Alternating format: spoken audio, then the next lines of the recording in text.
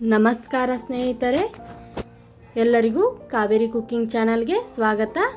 ಇವತ್ತು ನಾನು ತೋರಿಸ್ತಾ ಇರೋಂಥ ರೆಸಿಪಿ ರೀ ಬೇಸನ್ ಲಾಡು ರೀ. ಇನ್ನು ಪಂಚಮಿ ಸಮೀಪ ಬಂತಲ್ರಿ, ಹಾಗಾಗಿ ಉಂಡೆ ಮಾಡ್ಬೇಕಲ್ರಿ. ಅದಕ್ಕಾಗಿ ಬೇಸನ್ ಲಾಡು ಯಾವ ಥರ ಮಾಡೋದಂತ ಹೇಳ್ಕೊಡ್ತೀನಿ ರೀ. ಬರ್ರಿ ಈಗ ನೋಡಿರಿ, ಇದಕ್ಕೆ ಬೇಕಾಗಿರೋಂಥ ಇಂಗ್ರೀಡಿಯೆಂಟ್ಸ್ ರೀ. ನಾನಿಲ್ಲಿ ಹಸೆ ಕಡಲೆ ಹಿಟ್ಟು 1 ಕಪ್ ತೊಗೊಂಡಿನಿ ರೀ. ನೀವು ಬೇಕಂದ್ರೆ ಕಡಲೆ ಬೇಳೆ ಎದ್ದಿರ್ತಾವಲ್ರಿ, ಅವ್ನು ಹುರ್ಕೊಂಡು ಒಂದು ಸ್ವಲ್ಪ ಗಿರ್ನಿಗೆ ಹಾಕ್ಕೊಂಡು ಬಂದರೂ ನಡಿತೈತೆ ರೀ ಅದು ಹಿಟ್ಟು. ಮತ್ತಿಲ್ಲಿ ಕಡಲೆ ಹಿಟ್ಟು 1 ಕಪ್ ತೊಗೊಂಡಿನಿ ರೀ. ಅರ್ಧ ಕಪ್ ಸಕ್ಕರೆನೂ ತೊಗೊಂಡಿನಿ ರೀ. ಒಂದು 50 ಗ್ರಾಮ್ನಷ್ಟು ತುಪ್ಪ ತೊಗೊಂಡಿನಿ ನೋಡಿರಿ. ಮತ್ತು ಒಂದೆರಡು ಏಲಕ್ಕಿ ತೊಗೊಂಡಿನಿ ರೀ. ಈಗ ಒಂದು ಪ್ಯಾನ ಗ್ಯಾಸ್ ಮೇಲೆ ಇಟ್ಕೊಂಡಿನಿ ರೀ. ಇದಕ್ಕೆ ನಾನು ಕಡಲೆ ಹಿಟ್ಟು 1 ಕಪ್ ತೊಗೊಂಡಿನಿರಲ್ಲ, ಅದನ್ನ ಹಾಕ್ಕೊಂಡು ಸಣ್ಣ ಉರಿ ಒಳಗೆ ಇದನ್ನ ಹುರ್ಕೋಬೇಕ್ರಿ.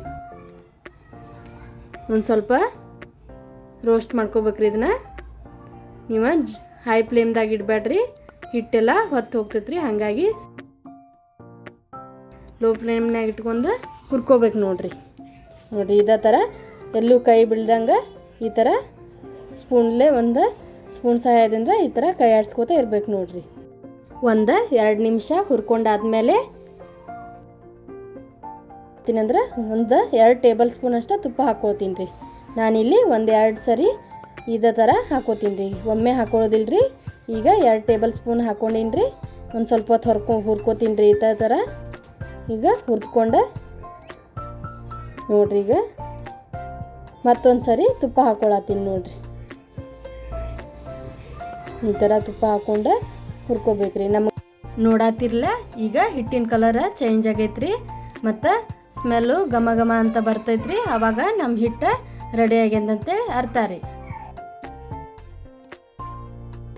ಈಗೇನು ಮಾಡೋಣಂದ್ರೆ ಇದನ್ನು ಒಂದು ಪ್ಲೇಟಿಗೆ, ಅಗಲವಾದ ಪ್ಲೇಟಿಗೆ ಹಾಕ್ಕೊಳ್ಳೋಣ್ರಿ.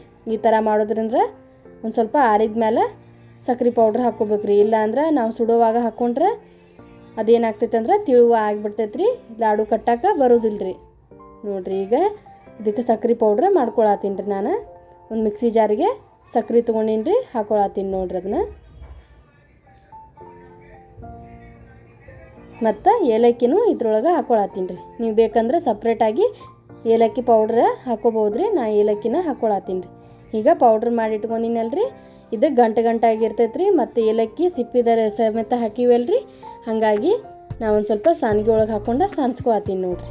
ಎಲ್ಲರೇ ಏಲಕ್ಕಿ ಸಿಪ್ಪಿ ಉಳಿದಿದ್ರೂ ಈ ಥರ ಸಾನಿಗೆ ಒಳಗೆ ಉಳಿತೈತೆ ರೀ. ಈಗ ಹಿಟ್ಟು ತಣ್ಣಗಾಗಿತ್ತಲ್ರಿ, ಅವಾಗನ ಸಕ್ರೆ ಹಾಕ್ಕೊಳತ್ತೀನಿ ರೀ ನಾನು ಪೌಡ್ರ್.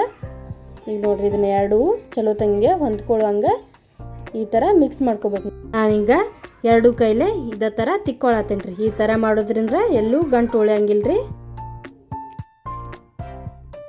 ಮತ್ತು ಸಕ್ರೆ ಹಿಟ್ಟಿನ ಜೊತೆ ಚಲೋ ತಂಗೆ ಕುಡ್ಕೊತೈತ್ರಿ ನೋಡಿರಿ. ಈಗ ಈ ಥರ ಉಂಡೆ ಕಟ್ಟರೆ ಈ ಥರ ಬರ್ಬೇಕ್ರಿ, ಅಲ್ಲಿವರೆಗೂ ತಿಕ್ಕೋಬೇಕು ನೋಡಿರಿ. ಈಗ ಏನು ಮಾಡ್ತೀನಿ ಅಂದ್ರೆ, ಆವಾಗಲೇ ತುಪ್ಪ ಉಳಿಸ್ಕೊಂಡಿನಲ್ರಿ, ಅದ ತುಪ್ಪನ ಅಷ್ಟೂ ಹಾಕೋತೀನಿ ನೋಡಿರಿ. ಈಗ ಬೇಸನ್ ಲಾಡುಗೆ ತುಪ್ಪ ಎಷ್ಟು ಇರ್ತೈತ್ರಲ್ಲ ಅಷ್ಟು ರುಚಿಯಾಗಿ ಬರ್ತಾವ್ರಿ ಲಾಡು. ಹಾಗಾಗಿ ಸ್ವಲ್ಪ ತುಪ್ಪ ಜಾಸ್ತಿನ ಹಾಕೋಬೇಕ್ರಿ. ಮತ್ತು ನನ್ನ ಚಾನಲ್ನ ಯಾರು ಹೊಸದಾಗಿ ನೋಡತ್ತೀರಿ ಪ್ಲೀಸ್ ಸಬ್ಸ್ಕ್ರೈಬ್ ಮಾಡ್ಕೊಳ್ರಿ, ಸಪೋರ್ಟ್ ಮಾಡಿರಿ. ನೋಡಿರಿ, ತುಪ್ಪ ಚಲೋ ತಂಗೆ ಹಾಕಿ ಮಿಕ್ಸ್ ಮಾಡೀನಿ. ಈಗ ಲಾಡು ಕಟ್ಕೊಳ್ಳೋಣ್ರಿ. ನೋಡಿರಿ, ಈ ಥರ ನಿಮಗೆ ಯಾವ ಸೈಜ್ ಒಳಗೆ ಬೇಕು ನೋಡಿರಿ, ಆ ಸೈಜ್ ಒಳಗೆ ಕಟ್ಕೊಳ್ರಿ. ನೋಡಿರಿ, ನಾನು ಇಲ್ಲಿ ಒಂದು ಸ್ವಲ್ಪ ಮೀಡಿಯಮ್ ಸೈಜ್ ಒಳಗೆ ಕಟ್ಕೊಳತ್ತೀನಿ ಲಾಡು. ನನಗೆ ಇಲ್ಲಿ ಒಂದು 12 ಲಾಡು ಆಗಿದಾವೆ ನೋಡಿರಿ. 1 ಕಪ್ ಕಡಲೆ ಹಿಟ್ಟು ತೊಗೊಂಡಿನಲ್ರಿ, ಅದ್ರೊಳಗೆ ಒಂದು 12 ಲಾಡು ಬಂದಾವ್ರಿ.